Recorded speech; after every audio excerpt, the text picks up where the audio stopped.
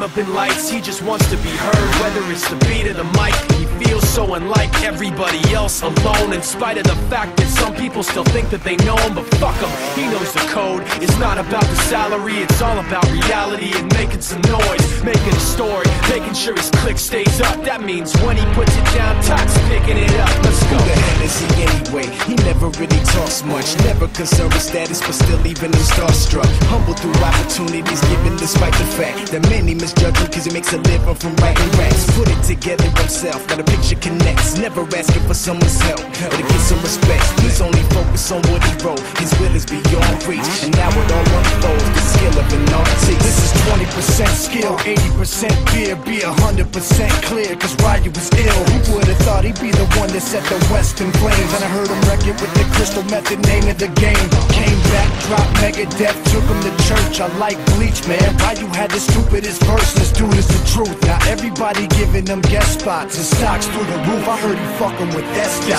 This is 10% luck, 20% skill, 15% concentrated power of will, 5% pleasure, 50% pain, and 100% reason to remember the name. They call him Ryu, he's sick and he's spitting fire. And Mike got him out the dryer, he's hot. Found him in Fort Minor with top, but a fucking nihilist porcupine. He's a prick, he's a cop. The type women wanna be within rappers, hope he gets shot. 8 years in the making, patiently waiting to blow. Now the record with your notice taking over the globe. He's got a partner in crime, his shit is equally dope. You won't believe the kind of shit that comes out of this kid's throat.